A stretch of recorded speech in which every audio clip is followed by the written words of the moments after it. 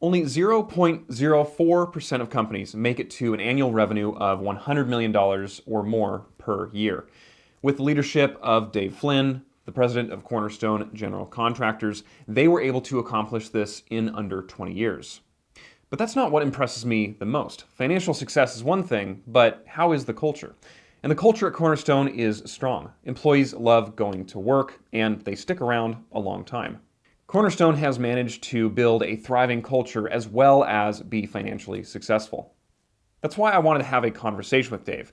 Dave is a true servant leader, somebody that people choose to follow, somebody who's far more concerned about his people's thriving than his own thriving.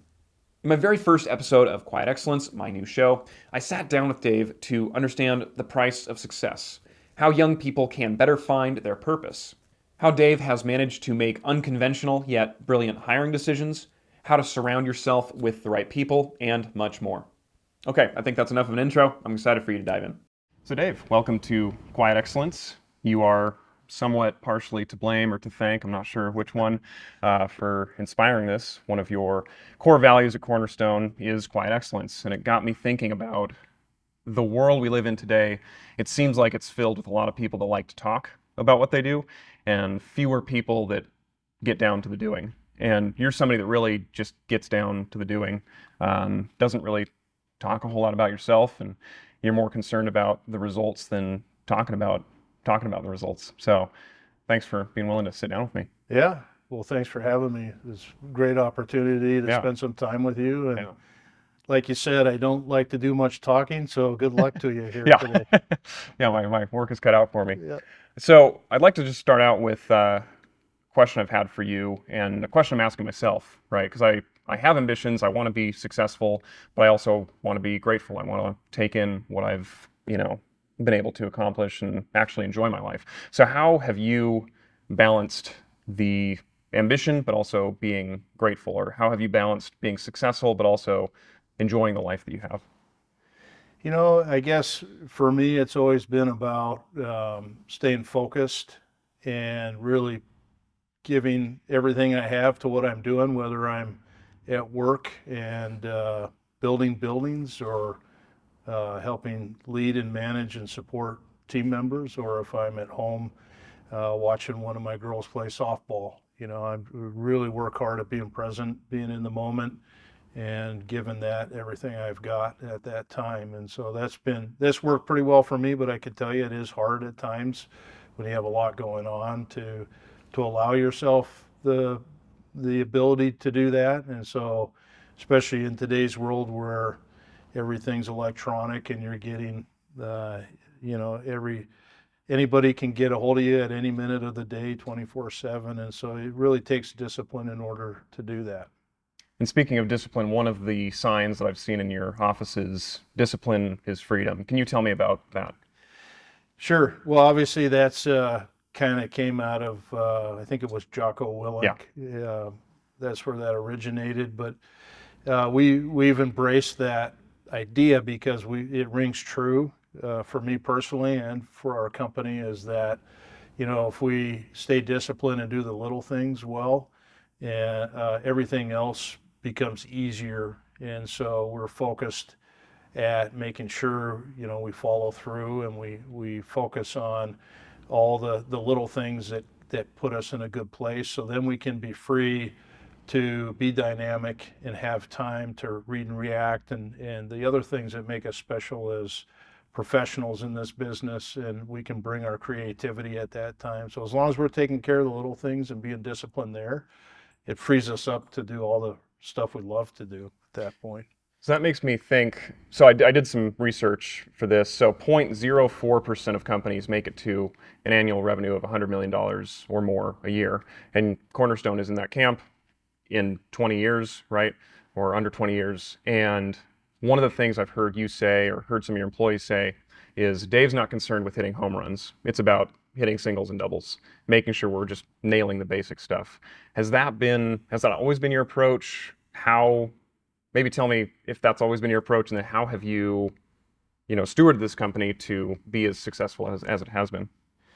I'd say it has been my approach just because I felt like I always try to put myself on the other side of the equation, like when we're dealing with customers and subcontractors, we're all have a similar focus to achieve the goal together. And if one of those people in that mix is focused on hitting a home run for themselves, it usually doesn't translate to a success for everybody.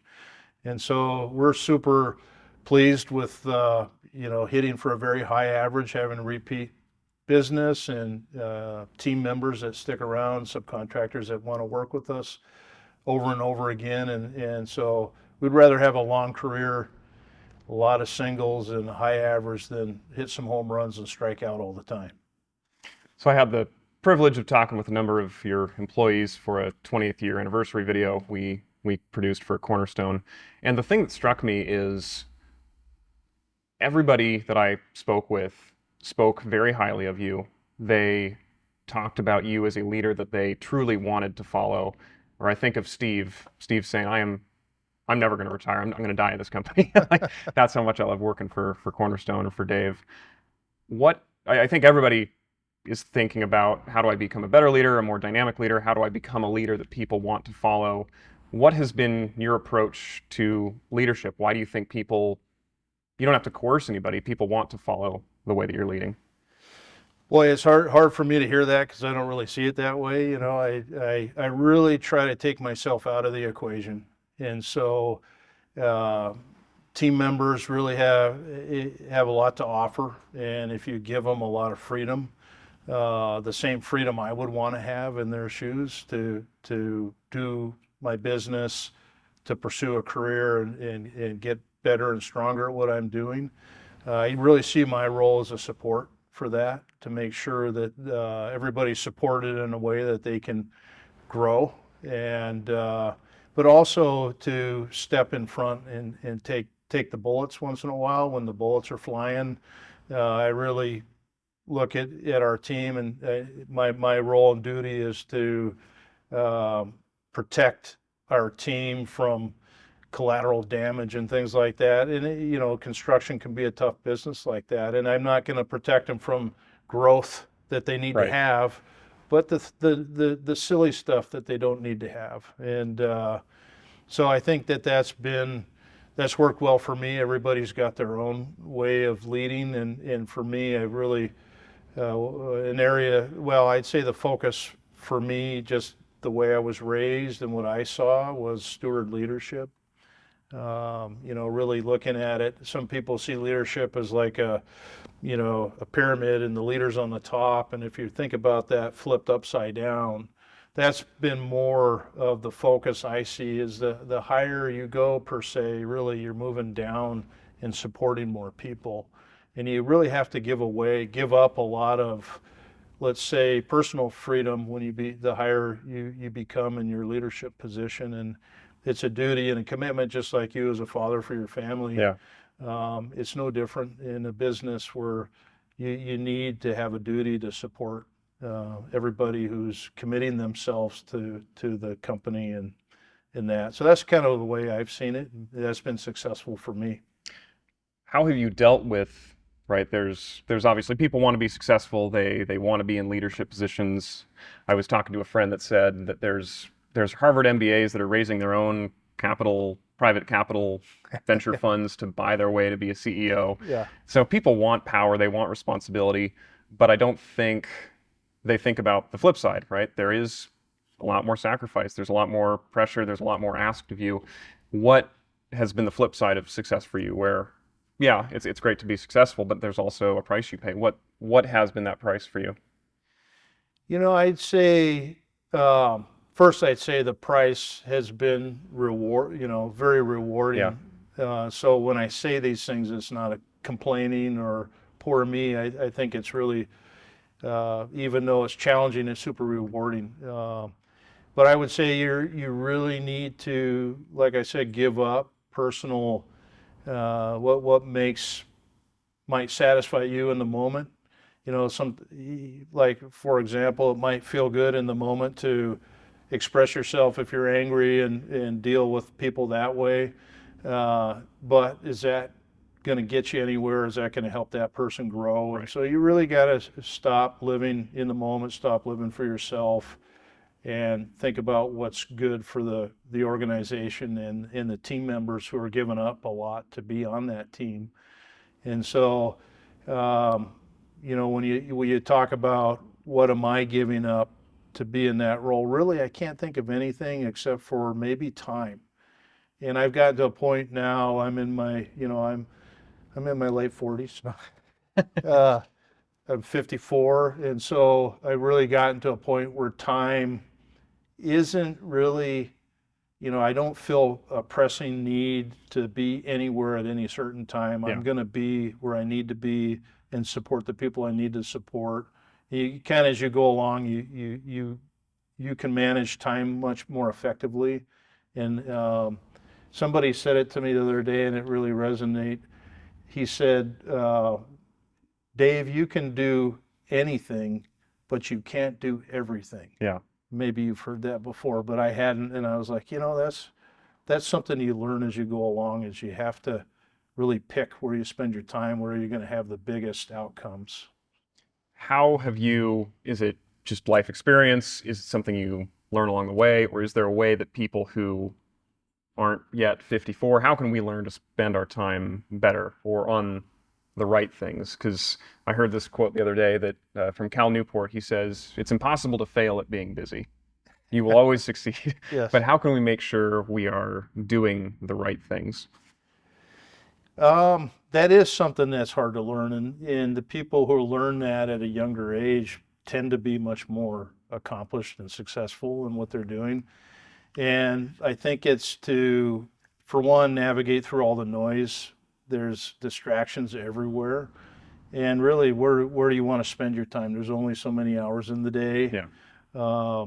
Where do you want to spend your time? What's going to have the biggest, create the biggest outcome? And so when you're starting out younger in your pursuits, you're going to have to go through the grind to learn your craft. Very important you do that, and you commit the hours it takes to get really good at your craft. And part of that is not only the doing, but the listening, kind of the people skills side of that, and start honing in. And then once you've gone through that, you can be much more dynamic and more, let's call it strategic with how you spend your time. And that's been a hard thing, and it continually circles back.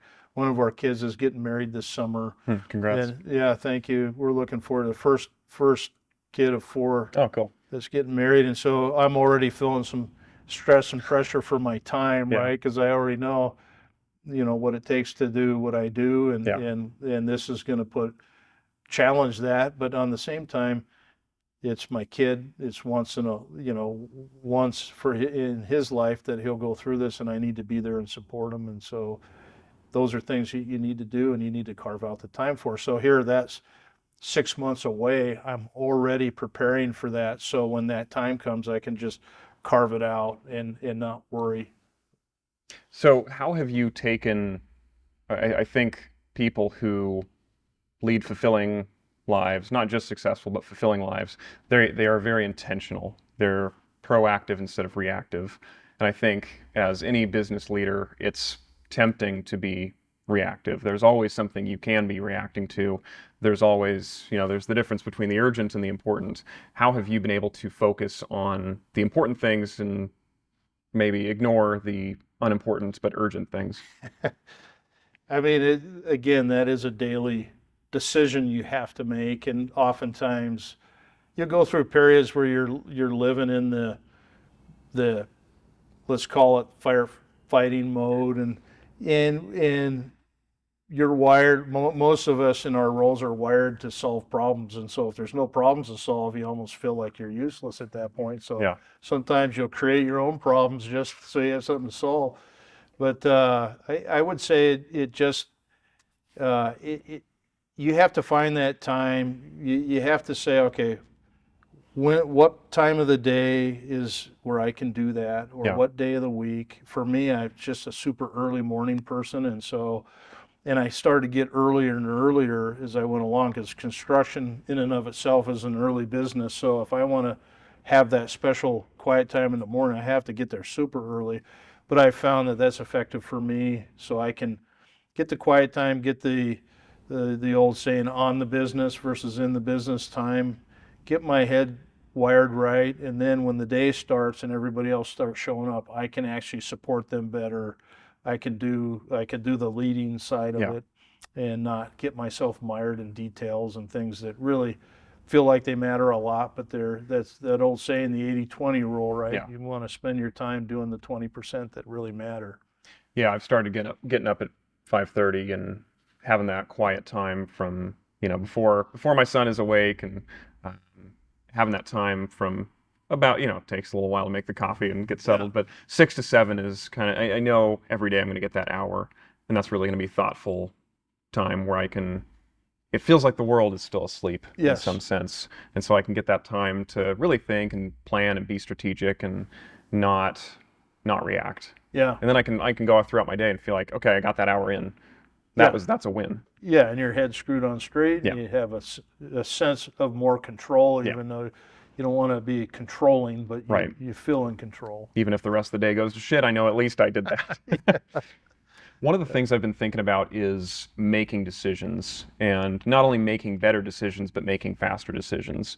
Because there's been a number of decisions that I've had to make in my business recently, and I've realized it can be so easy to be slow to make decisions because you're being thoughtful, because you're thinking through scenarios. At a certain point, it crosses into just procrastination. Yeah. You're just thinking, thinking, thinking. How have you found you've gotten better at decisions and then faster at decisions? Because I imagine there's countless decisions that you have to make every Yeah. day. It well, experience is number one. Yeah, I'd say the more experience you accumulate, you're making mistakes all the time, and so you basically say, okay, I know I can't do that, or that, so I'm doing this. yeah, That's number one, and then I think recognizing what's the worst thing that could happen. yeah, Okay, that's going to help you make a quick decision. If it's nothing that's that yeah, consequential, and so that's important. And then I think also you have to, with the people around you, make sure they feel that they've been empowered to make decisions at their levels. You have to kind of gauge that, but the less decisions you have to make, others are making good decisions, that's going to put you in a better place too. Because the worst thing is a lot of young people that get elevated into management positions, it's kind of that control freak thing where they want to make every little decision because makes them feel powerful, but it stifles their growth and everybody around them, and so you get the analysis paralysis and things like that. So I'm probably sometimes too fast in making decisions to my own detriment sometimes, where um, it'll be like, oh, I wish I would have given that one the 24-hour rule, yeah, which I've tried to adopt in my life for, I'd call, more emotional type decisions you have to make, where boy, that person sets you off and you really just want to go have it out with them. Do the 24-hour rule. yeah, Business decisions, make sure you have some analytics to back support. Unless you're purely on experience, you know exactly yeah, to go that way. Have some analytics behind it, and then apply what's the worst thing that can happen, and move forward on the little things quickly. Because I think, especially when you're in a leadership role, people are seeking you for guidance to move forward, and you have to recognize this person or this group of people is dead in the water until you give them some direction. yeah, And so, and one of my superintendents, Eric, who I really look up to, he's a very experienced, sharp guy.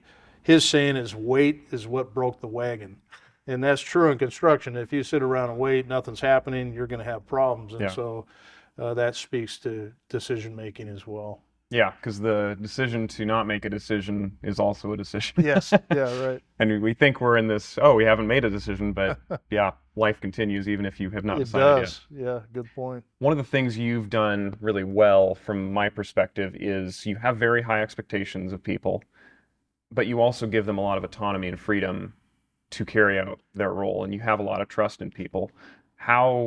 Maybe tell me about that approach. Really high expectations. You expect people to really do their job well, but also you give them the freedom to go do that. Yeah, it depends on the person, but I think what I like to do is because I remember what it was like coming up and being micromanaged was just really a turnoff. And so if you hire the right people and team members, those are the people who need the autonomy because they're already driven. They already want to grow in their careers and their expertise. And so you need to give them the room to learn and grow that way. But you do need to hold them accountable because you'll find within that, even though it might be an excellent team member, that they're making bad decisions or decisions with high level of consequence should have been checked before they made them. And so you have to create some accountability there, some, let's call it, some bumpers to stay in that realm. And then another visual on that is somebody was explaining to me, it's like um, teaching somebody how to swim. You're holding onto the rope with them when they're in the water, and you're letting out a little more, a little more, a little more, and then pretty soon you drop it, and they're swimming just fine without you. And so, making sure that you give them the opportunity to grow, but also the ability to fail without it being huge consequence to the business or themselves, because that can Yeah. stifle somebody too. Yeah. Small failure, okay. Big failure, hopefully we're not having too many of those. Yeah. Yeah. So you brought up hiring the right people, and I think that's something your industry, construction, is, specifically dealing with, but everybody deals with it, no matter what business you're in. You've made some unconventional hires that have been really smart hires. I think about Melissa, Vicky, both not from construction backgrounds, but you saw something in them. I think of Steve, he was telling me he was working somewhere else, and you'd worked on Steve for, I don't know, a year or 2 years, and like, hey, when are you going to come work for me? Yeah. And so you have an ability to see something in people. What is it that you're looking for when you identify this person would be a really good fit, this would be a good hire?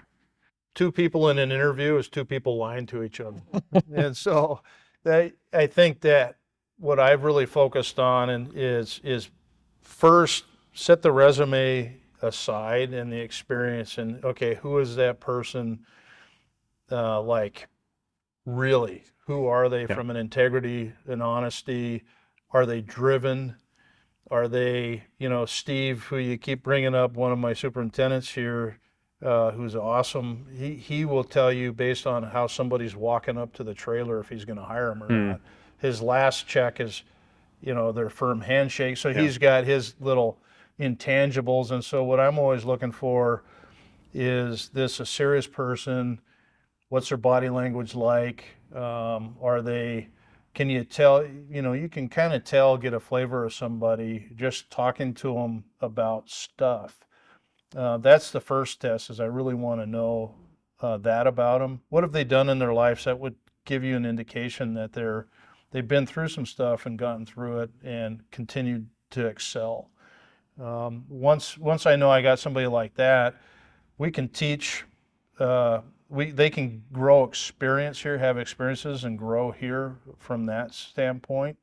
Construction is a little bit different in that you don't have to have a degree necessarily to be working, whether it's in the field or on the general contractor side and management, supervision, but you have to, in general, have some toughness to you, some grit to be successful in this industry. And so really you're looking for those intangibles first. And if I can get those, and I know they embody our core values, now I'm going to check their experience. And sometimes, if you have two side by side and they both have the intangibles, now I'm looking at the experience. But I'll always hire those intangibles over the experience, if the experience doesn't bring the core values. We Hmm. just can't have anybody here at Cornerstone that doesn't have or share our core values, because they won't make it. Yeah. They probably make it a few weeks to a couple of months, but that's just not good for them. It's not good for us. And so we really kind of filter people based on our sense of do they embrace our core values. I, re- I remember one of my favorite stories you told me is that hotshot executive you'd hired for Yeah. a quick minute. Do you want to tell that story? Yes. So we had a senior, let's just call him a senior manager who'd come from a large competing company that I had known in the past from maybe 20 years ago working, and so I had a sense of his capabilities. But he'd been with us 3 or 4 months, maybe a little month or two longer, and he was just struggling to be effective. And he came into my office one day, and there was a sense that he wasn't quite meeting the mark, and he said, Dave, I'm, you know, I'm, I'm going to resign. You guys just work too hard here, is the way he said it. Of course, he said use some other colorful words in there, and I, for one, I was relieved, but for two, I was like, oh, would you have it any other way? I just don't Right. understand any other Yeah. concept to pursuing your career and work, as it should be hard in a good way. Yeah. And it's kind of like when you work out, you're a little bit sore, but it feels good. Yeah. Stretching your brain and your capabilities and your opportunities is a good thing. Yeah. So that's the way we look at it. Yeah. Yeah. Something I really admire about you is your humility.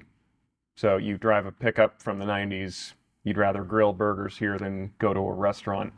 How can you, how can people enjoy the successes that they've had without falling into the trappings of success? I think a lot of that is how you're hardwired, Yeah. probably. I mean, if I'm in a social setting, it's because I have to be, uh, and that's part of it. But I do think you have to realize that it's not about you. It can't be about you.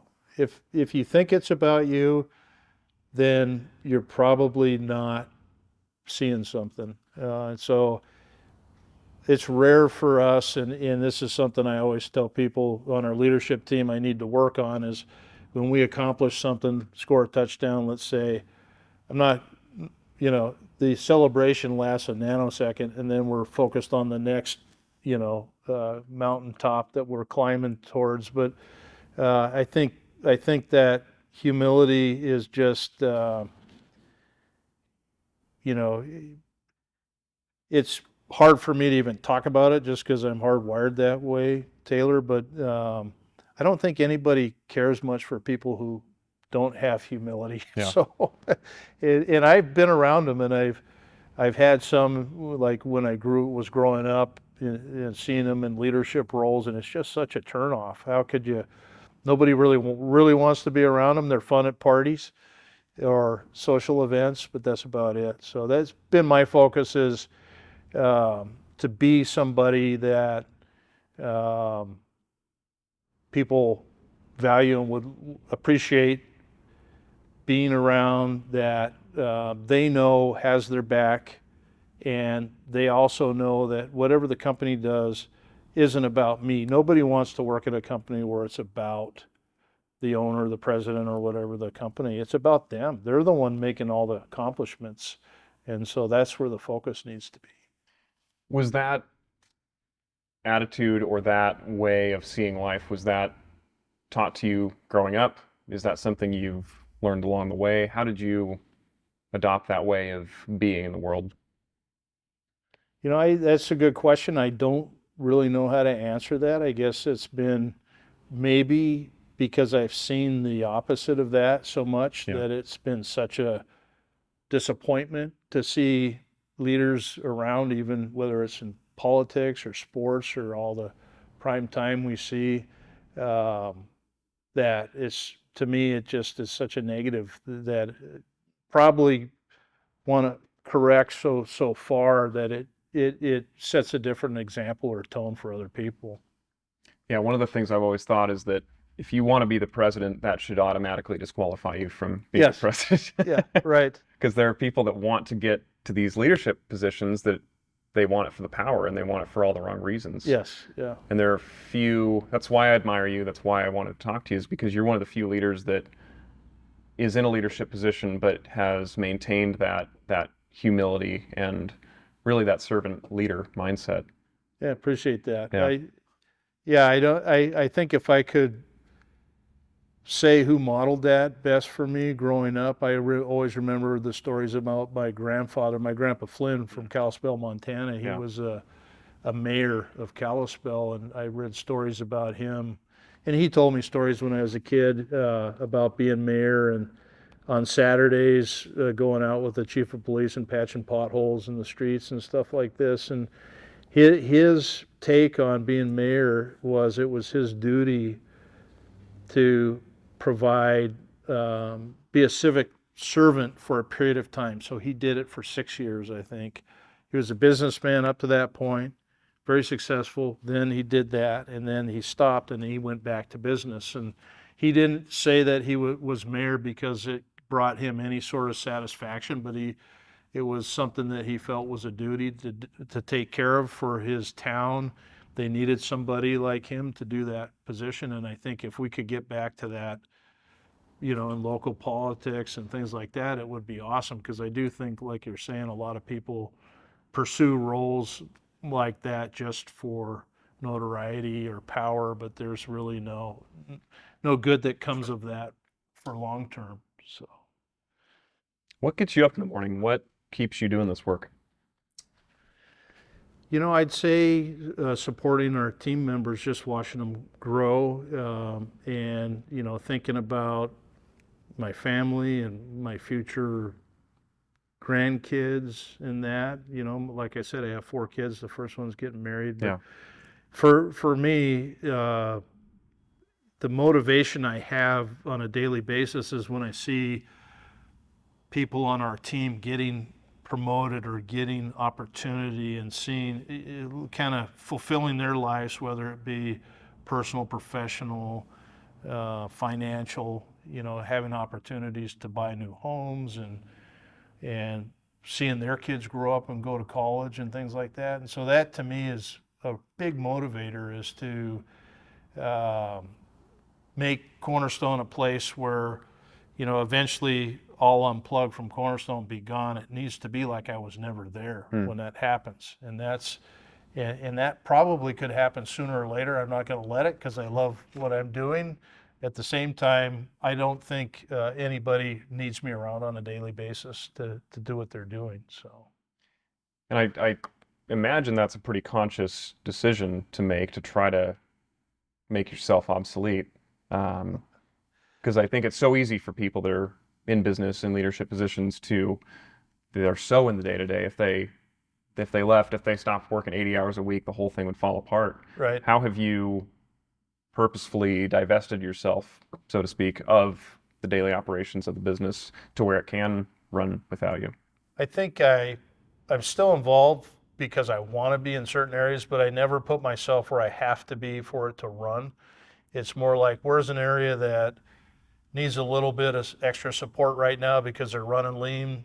Maybe I can plug in and avoid having to hire 3 more people by doing that. But it's just a conscious choice to let people grow and do what they want to do. And there's a certain group of people that are really satisfied and have fulfillment doing a role that's more repetitive and isn't necessarily on a growth track, and we provide those opportunities. And then there's those who are ambitious and need to feed that and really go for growth and those opportunities. And those are the folks that will be the future leaders of the company. And we have several like that already that are involved. And so really, I just work hard on getting out of their way. They know they can depend on me as a resource, and I need to bounce some ideas off you, but they don't need to come to me to get permission or to get told what to do. If anything, I'm gonna come behind them and say, "Hey, nice job with Yeah. that." I'm going to try to ask this next question without being too controversial, but I think there's a general malaise around my generation, the next generation, feelings of hopelessness, of purposelessness. I think some of it is due to victimhood, feeling like I'm a victim of circumstance. And I think there are true victims in the world, but I think most people that are adopting this victim mindset, they're not true victims. Right. What would you say to this next generation? What advice do you have? What have you gleaned that could be helpful for people that are coming up? This is a this is a tough topic for me because I agree with you. I see a lot of it, and then I start dwelling on it a little bit, and then I say, well, geez, we can only kind of blame ourselves for this as the older generation. Because look at kind of the climate that young people have come up through. They really have never seen or had to live through tough economic times, or I shouldn't say that because sure, there's a lot of Sure. people in the fringes that have had to, but in my world anyway, and what I see. And so I think that um, I I would just say that it's important that I would always, and my kids get to hear this stuff all the time, so apologize to them if they have to watch this, but hard work's a good thing. Yeah. It's a good thing to sweat, and it's a good thing to be uncomfortable and know what it feels like to not have everything you want within 30 minutes of when you wanted it, or have Amazon drop your dinner at the door, whoever, uh, I don't even know the names of Yeah. these companies that do this Yeah. stuff, but it seems like we gotten to a point where we can have anything we want, when we want it, how we want it. We don't have to be patient or work hard for it. There's a satisfaction that comes from hard work. There's a satisfaction that comes from earning something before you buy it. And it's important to always know, and there's a confidence that comes from knowing that you can accomplish things, you can support yourself and your family, you can overcome adversity. The only way you're going to know that is by living it. And so don't shelter yourself from opportunity, don't shelter yourself from hard work. There's choices. You got to make a choice. You got to make a choice to get up early in the morning, Yeah. get your stuff done, get to work, take care of business, take care of your family.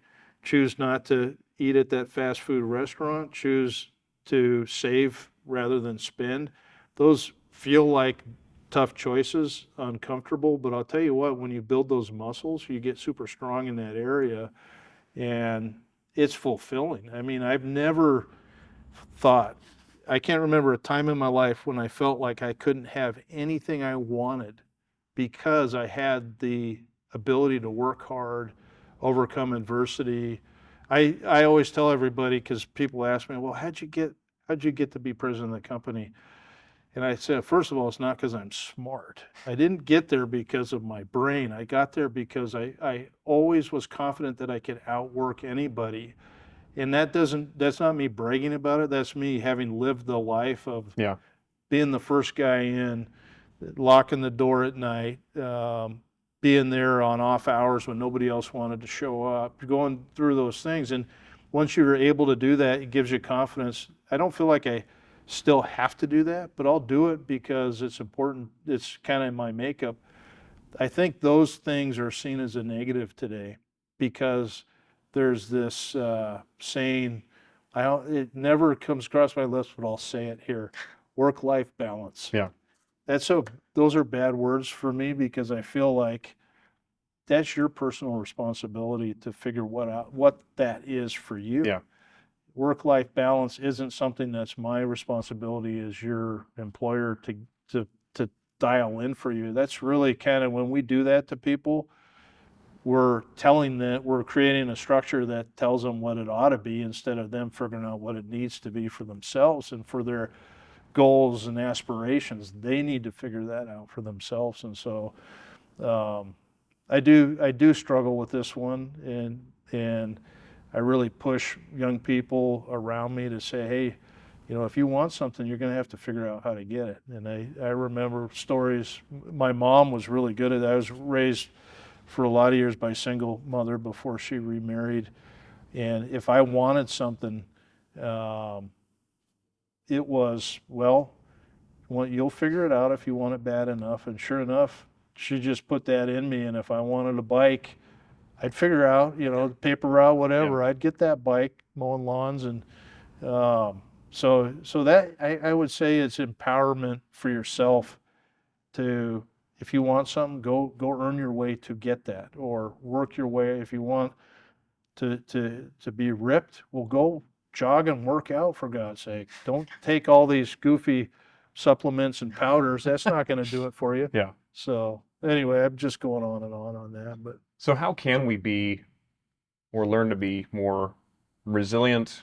How can that's one of the things I'm really very conscious of with my son is teaching him resilience even at 18 months old. yeah, It's like, yeah, you're going to fall and you can get up on your own. yeah, right. Let him take risks that are appropriate risks for an 18-month-old, but I don't want to be that parent that's, "Oh, are you okay?" and always picking him up, and it's like, "No, you can fall down, you can get back up on your own." Yep. How can we teach, maybe it's our own children, maybe it's this next generation, maybe it's ourselves. How can we become more resilient? How can we become comfortable with discomfort? Or how can we seek discomfort in order to grow as people?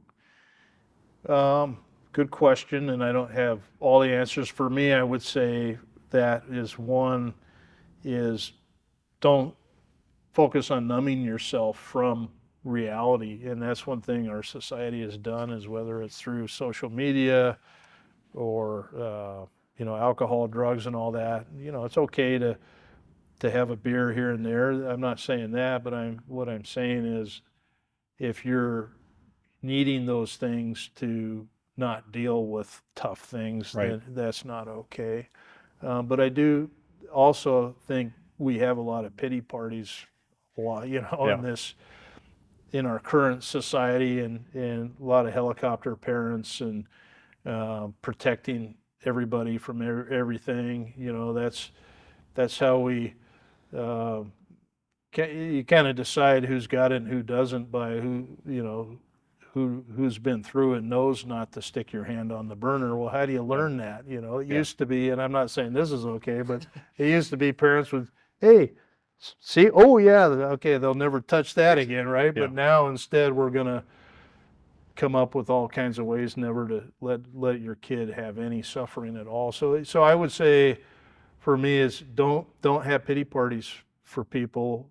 If they've created a situation for themselves, they need to fix it and learn through that. And I'm not saying you can't give somebody a pat on the back or a hug or a, hey, I'm sorry you're going through this. I'm not talking about that at Yeah. all. But Yeah.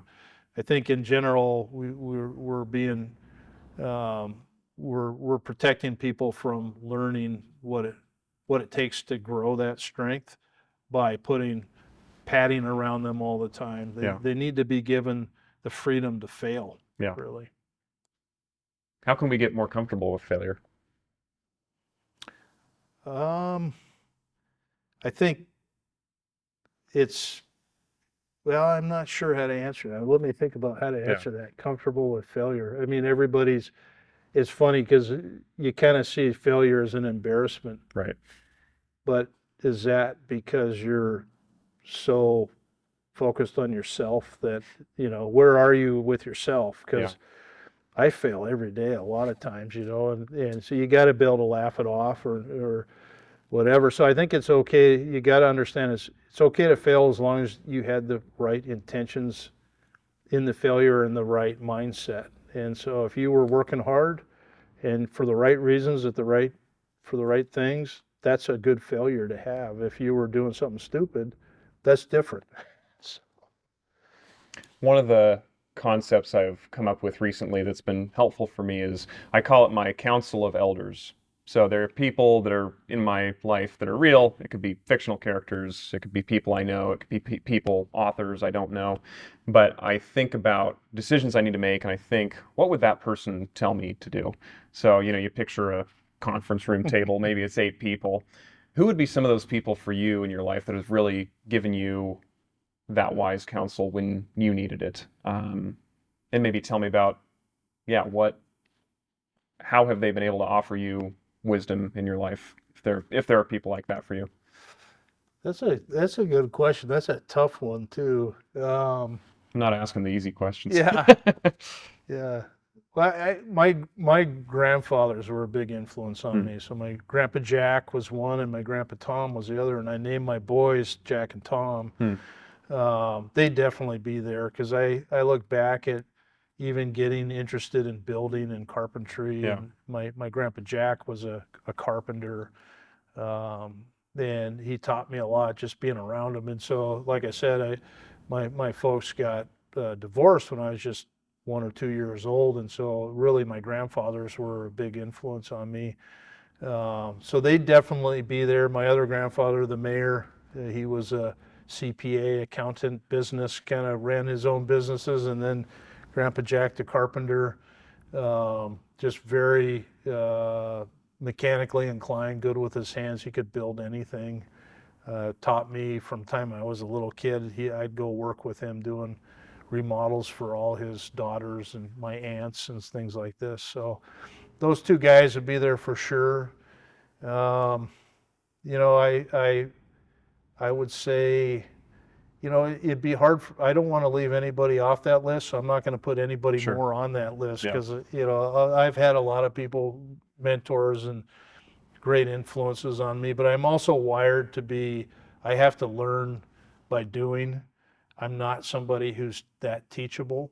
I have to teach myself the lessons I've learned. And so I've probably been really frustrating for older people who've tried to pour into me because they're like, hey, you're not getting it. So that's been my experience. What do you think about the question of purpose and meaning in life? Because I think on one hand, there are people, you know, that maybe it's my generation, maybe it's the generation behind me that thinks about, I don't have a sense of purpose, I feel purposeless. Do we need to feel completely fulfilled and like we have a purpose in our work? Can our work just be our work and we find purpose in other areas? How do you think about your purpose? That's a good question because there's a lot of business um, people like Simon Sinek and others who really are big on purpose, Right. the why, and that. And I think there is validity there because if you don't have a sense of purpose on why you're doing something, you're probably not going to be passionate about doing it. But that doesn't mean it's not okay to do work that doesn't bring you that, right? Because you got to pay the bills too. So it's nice if, yeah, I think business people like, again, Simon, when he's talking about these massive corporations. It's a little bit different. But I think purpose is important. And I do think there is a lack of purpose in a lot of people. And when you have that, and there's times I've gone through wondering why am I doing this? And you ask yourself those things. And I usually find when I'm in that mode, I'm in the pity party side and I'm thinking about myself too much. Yeah. As soon as you start thinking about other people, you will find your sense of purpose. If you're too inward thinking, you will lack purpose. And so whether it's your religion fulfills that for a lot of people, or whether it's other things, I would just say for me, if I focus on other people and their needs and supporting them, my purpose is solved immediately. We have a young man, Stephen, that works at our office. I think you've met him maybe. I think so.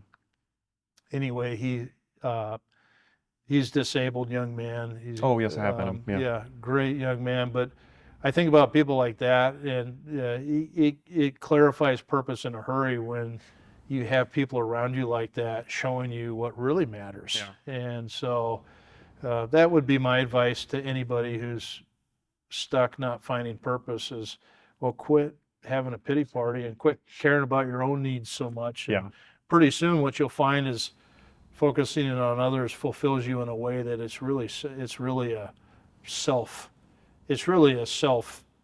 gratifying thing to do, but you don't realize it until you're able to kind of do it in hindsight a little bit. And so, does that make sense? Yes, it's kind of a roundabout way of finding that purpose where Yeah. you stop thinking about, me, all about Right. me. You think about others, and then that ends up being the thing that does fulfill you. Fulfills you. And the other thing I'd say, and I see this a lot with young people, but envy. Having envy or jealousy for other people. So a lot of young people, oh, my buddy's working for, Amazon as a computer guy making 100 and whatever a year, and here I am making this, and just having envy. What good is that? Again, pity party. That's, if you want to make a 150 year being a computer program, go get that degree and do it. Yeah. Quit complaining about your buddy who's doing Yeah. it. So I think that's the other thing that tends to get people in a bad way, is just being envious of what other people are doing rather than taking the initiative to do what they want to do and accomplish. Yeah, there aren't shortcuts. Do you think there are shortcuts in life? I would say no real shortcuts. There's temporary shortcuts. So, for example, somebody who knows somebody who got you an opportunity and didn't have to go through the same hurdles to get that.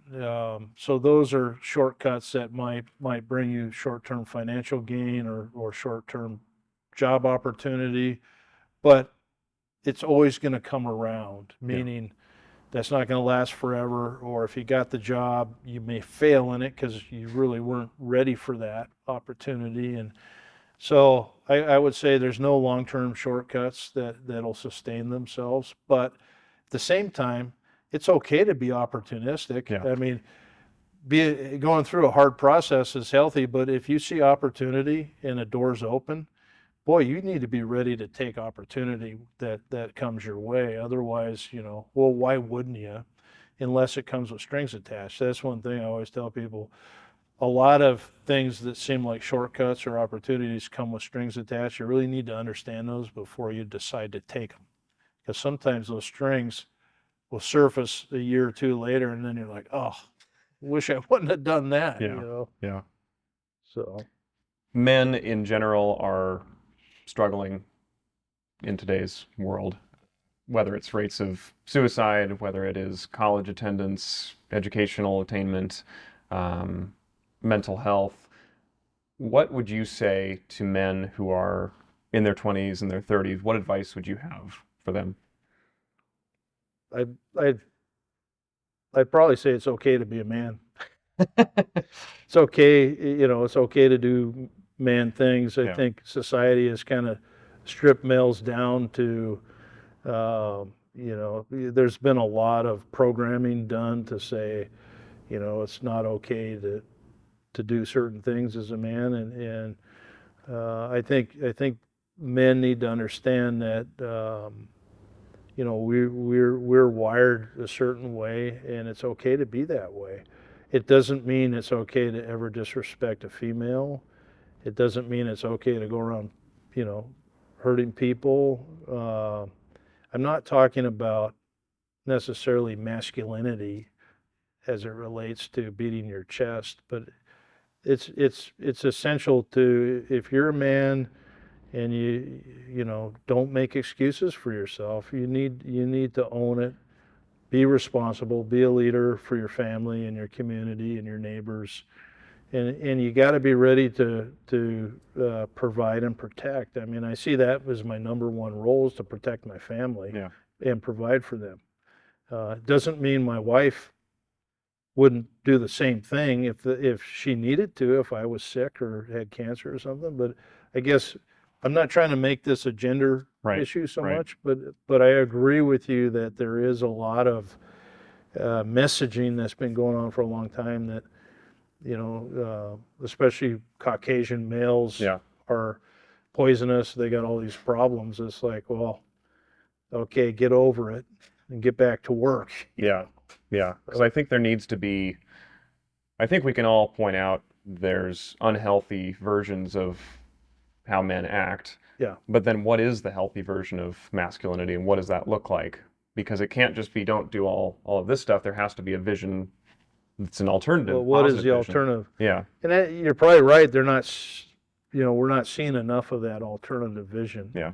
What that is, and a lot of people need better examples in the home to see what that is. So, are you asking me what that is? Sure. Yeah. I don't know. Any thoughts on it? Well, it's funny because it was easy for me growing up because I already told you about my grandfathers, and so I saw that, and that's kind of, my father, not so much on that area because he had some challenges that, in that, I would say in fulfilling his duties and role, and so. where would a young person go today to find that?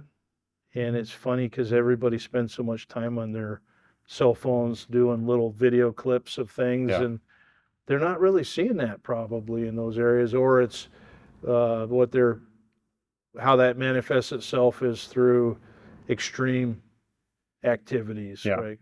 That doing things on the extreme, and so I would say being steady, uh, knowing who you are, standing up for the right thing, and just being steady. Your family, your neighbors, whatever it is, whoever you're around needs to know you're going to be there every day. You're going to be the same person you were yesterday, tomorrow, and you're going to stand up for the right things. I'm having a hard time verbalizing this. I Yeah. have an image in my head of what that looks like, Yeah. and it has nothing to do with the things that society would say. Right. Right.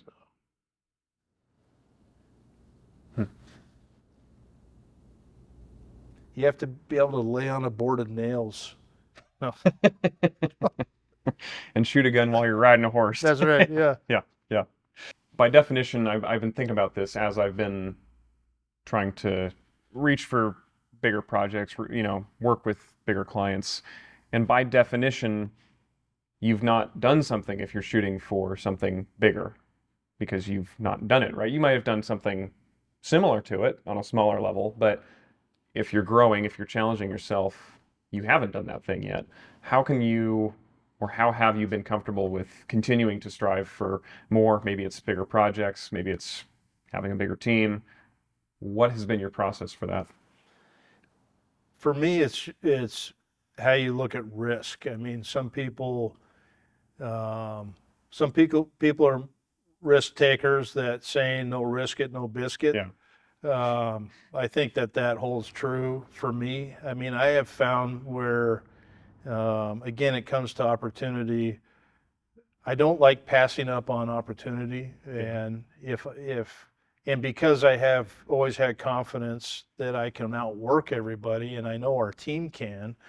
Um, I've never seen an opportunity for growth as a bad thing. You have to be smart, though. Don't if you think for any reason you can't deliver, then you have to be careful with that, because that's the kiss of death for a business, right? Is not delivering something on time, on budget, whatever the commitment being made is. So, but if you have confidence in your ability to weather the storm, get through anything, then take those risks, because it's going to stretch you. You're going to grow, and you'll be able to step up.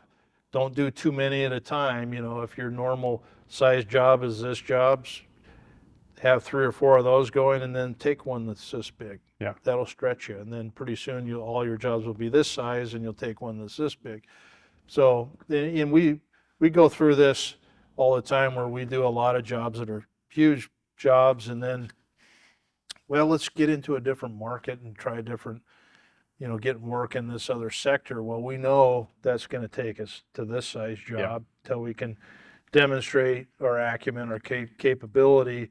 And our model for growth has always been, let's have our clients take us to this job, because they're comfortable, they want us, they know it's a stretch job, but they want us. Well, that's a perfect situation to stretch yourself. You got a customer who wants you, and then so you don't have to overcome the criteria of, are you qualified? Because they already know it's a stretch job, but they want you. Yeah. So if you're going for bigger jobs and you're trying to establish qualification to win, that's a tougher road. And we've been there before too, that says, haven't worked for this owner, hey, isn't this job a little too big for you? Or we don't see this kind of job on your resume. You have to be very confident. And first you have to be so confident that you can perform, that comes across to that client. Don't just be going for it for the, hey, look at what we got this big job. It has to be a totally serious effort where you can demonstrate, here's our plan, here's how we're going to execute. And then when you get it, you got to overperform. And so those are your opportunities that you have to, take risk and see those through for sure. How have you gotten comfortable with risk, or has that been something that's always been part of who you are? I think is a little bit a part of who I am. That is some of the, I'd say, rewards of success too, is that you can take Yeah. risk, and okay, if it fails, we'll get over it pretty quick from a financial standpoint. But I've just been comfortable with risk, knowing who I am, what I'm capable of, and who our team is and what they're capable of. And believe me, if there has been projects that come along where I'm just like, you know what, we're not going to touch that one. Not good time for Yeah. us, or the team I need on that isn't available right now. And so you have to be smart, but to me, it's like if risk taking versus risk adverse, I would say most companies that grow on a scale of 1 to 10 are probably a 7 or 8 on the risk taking area. And so we kind of live in that category Hmm. too. I should have asked you this at the beginning, but this is my first one. But what does quiet excellence mean to you? Well, quiet excellence is being really good at what you do, but not talking about it, right? I mean, that's really what it is. Yeah. It's for me, the vision I have is, I go back to when I was working in the field, and for maybe it was a couple of months I was working as a hottie, which is in the masonry. Hmm. I was working with this mason, this old time mason. He was Ron Versino. He was Italian, really good mason, just incredible. And I was his hottie, so I would take care of his needs. I'd bring him his materials, and all he was doing is laying block. Hmm. And I'd spend all day working with this guy, and he had no wasted movement or motion. Everything he did was on purpose, and it was, I'm not going to say perfect, but as perfect as masonry could ever be. Yeah. Okay, where he'd take his trowel and he'd slide the mortar on one slide, two slide, and it was always just perfect amount of mortar. And then he'd put the block in there, put it in, grab the next block. I mean, there's no wasted motion, very fluent, very productive, very safe, never broke a sweat. And then you'd look over to the side here where maybe there was another trade people working, and literally mess everywhere, stuff falling Yeah. down, people yelling at each other, no planning or thought. And to me, the image of quiet excellence was Ron, Yeah. watching him work. And so that it was important, and it is important to us as a company to get to a place in our craft that we have quiet excellence. And so if you're an owner building a building, you would appreciate having somebody there who's just quiet and goes about the work and does high quality work and delivers it to you, and it's done. And then you look across the street and this other contractor is building it, and shit's everywhere, and they're 3 months late, and you look at it and the things aren't plumb or square. And so that's what that means to me, is very fluid, very quiet, calm, steady. Kind of like I've used this image with people before. Like, I remember when I was a little kid, we'd go boating with my Grandpa Jack, Yeah. in his canoe.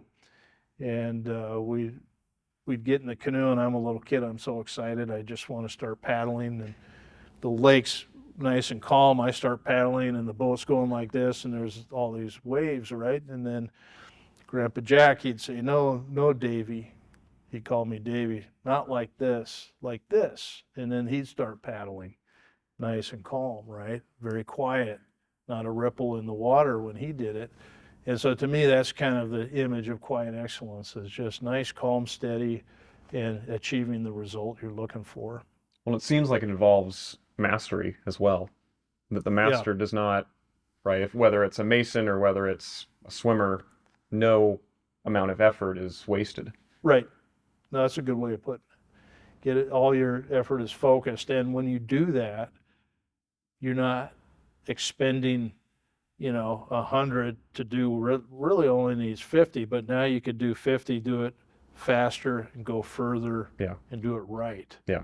That's to me was the differentiator. Is I just and this Ron guy we're talking about, when he was done for the day, he wasn't wearing his work. He was clean, Yeah. Yeah.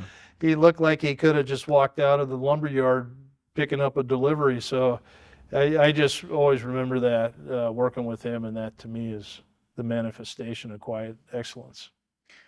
Speaking of wearing our work, most of us, a lot of us, work not in the field, but a lot of us work with our minds now. How can we, those that do work with our minds, that we could be working all the time, theoretically, how can we learn to not take our work home with us or not wear our work home? How can we say, okay, when I close the office door, I'm done. I'm going home to my family. I'm going to be present with them.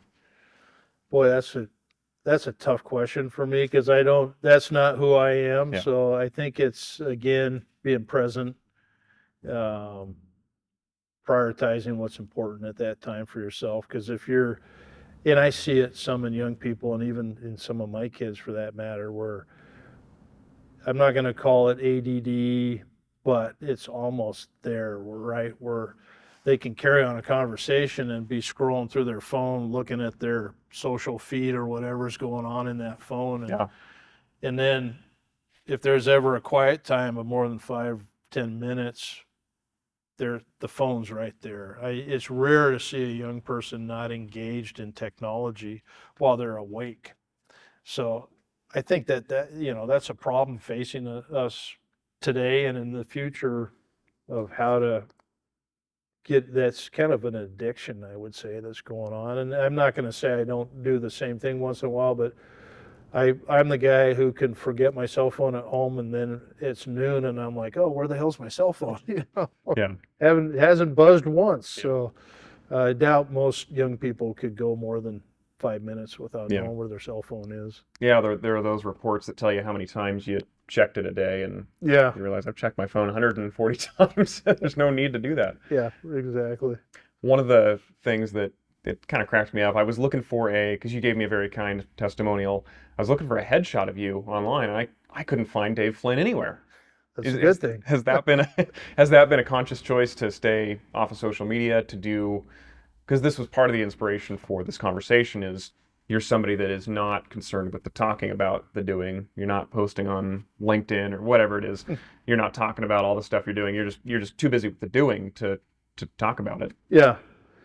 Hasn't really been conscious, but it's also, I would say, almost vile to me to think about doing it. Yeah. I mean, this is fine for me because I really respect you and what you. you're doing here. Yeah. I might think differently about it when I see it. But see it? Like, don't post that anywhere. But yeah, I mean, the whole selfie thing and just look what I'm eating for dinner. It just seems so self-absorbed to me. Yeah. That probably some of the way I do things like that is like a complete, like, if that's where everybody is, I got to go way over here because I can't have anything to do with that. Yeah. And so I do think that that's probably part of it. I didn't know I had such a light footprint on the internet, but I'm glad, actually. I mean, hopefully my record from when I was a teenager is not on there somewhere, but yeah. So there are people that have difficult upbringings in their past. Maybe they have, maybe it's a checkered past. Maybe they, like you, raised by a single mother.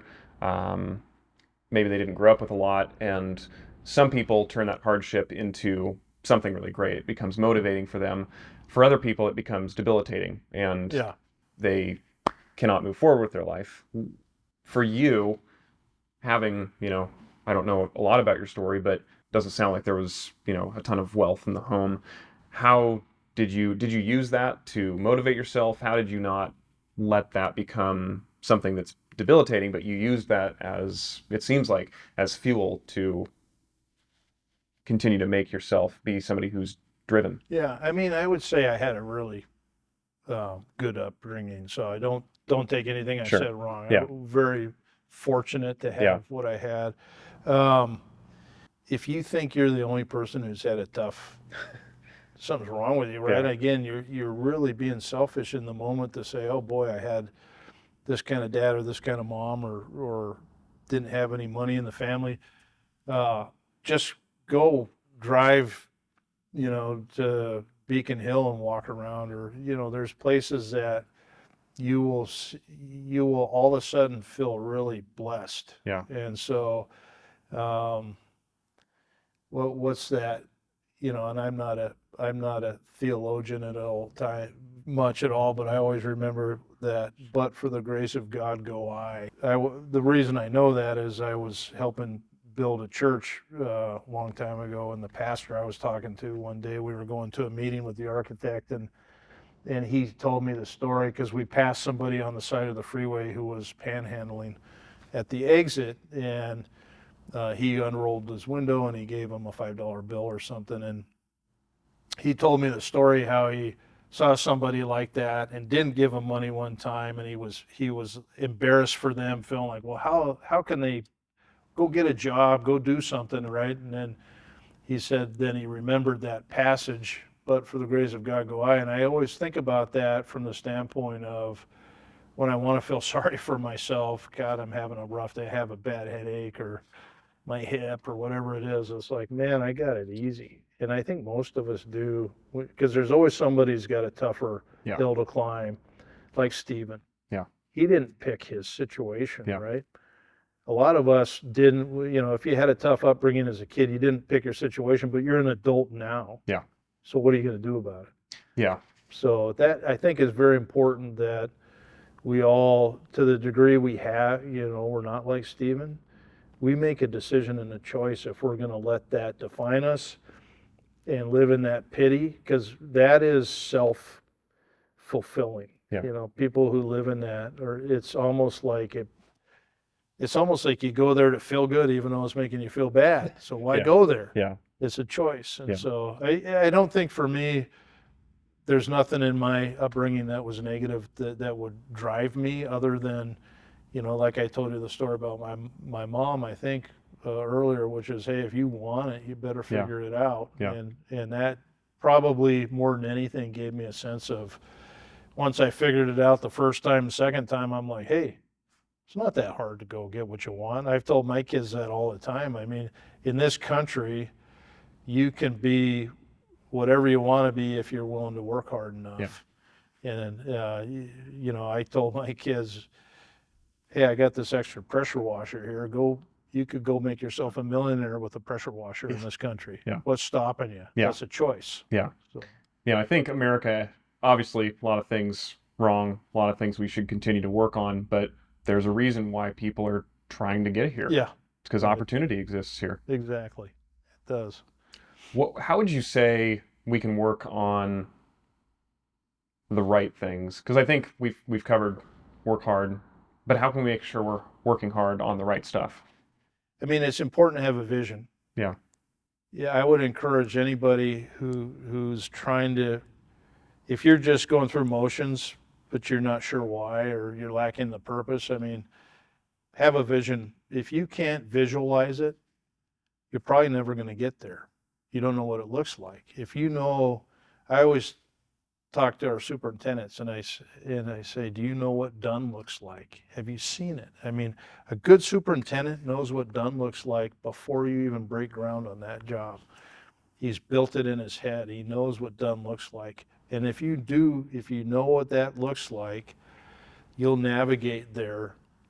I don't know why it always happens that way. And so for me, having a vision of what it is that you're striving for is important. And if I don't have that, that's when I get into funks where I'm like, what am I doing? What are we doing? And then boom, as soon as I lock in on a vision, now that's where we're headed. And it's really powerful for me. And so I would say, anybody can do that. And if you can't do that, then you're focusing on the wrong things. You'll know when it's the right thing, and then you'll lock in and you will go and you'll fail and you'll struggle, but you'll keep going. And so have yourself get a vision. And it's not like sit down and it's going to happen. It'll come to you. It takes time, but you have to put yourself in a place where you're open to receiving those visions too.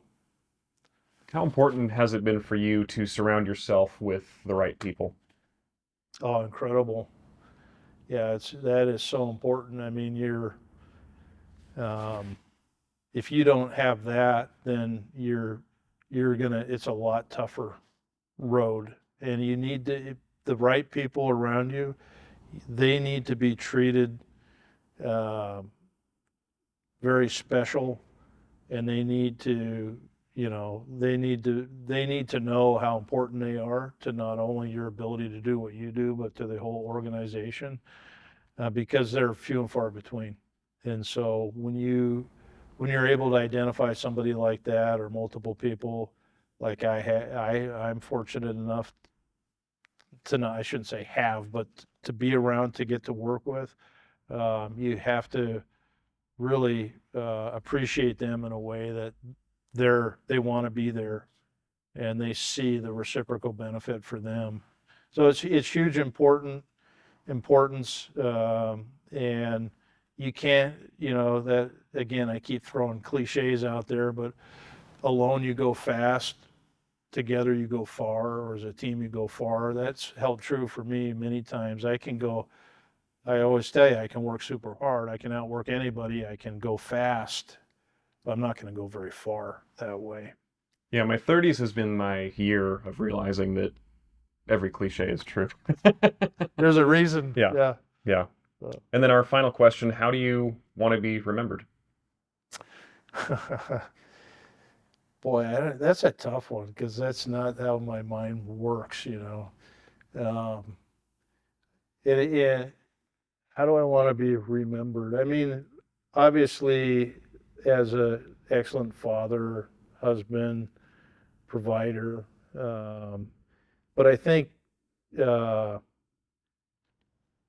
I think when it comes to the business and the community, is just, I think about people I've known that have passed away or whatever, as just from the standpoint of, that was a rock solid person who, did the right thing, was always there when he needed to be, um, that never doubted his integrity or why he was doing what he was doing. Um, you know, Workaholic. Yeah. Uh, and I would say, for me, you have to wear your heart on your sleeve, or whatever it's called. Yeah. Probably people would argue that, well, you don't do that. I think I do. You should wear your heart on your sleeve, because if you can't be vulnerable, or stand up for something, get angry when it needs to be anger because somebody's picking on somebody or whatever it is. I'd rather be the guy who wore his heart on the sleeve and, went to the mat for the right things, than the guy who just, you wondered where he stood on certain things. It's better to be clear. Even if you're wrong sometimes, it's okay, right? If somebody knows that, boy, that guy, if somebody did wronged his family or his friends or his kids, boy, I wouldn't want to do that to that guy. Yeah. That's who I want to be. Yeah. That's important, I think. And I think if you would ask my kids, they know that, they know not to do wrong themselves. Don't want to cross dad that way, but they also know that if they were ever need something because they weren't being treated the right way, that I'll be the first one there. And I think that's important. That's how I want to be remembered. Well said. Dave, thank you. Yeah, thank you. This is fun. Fun.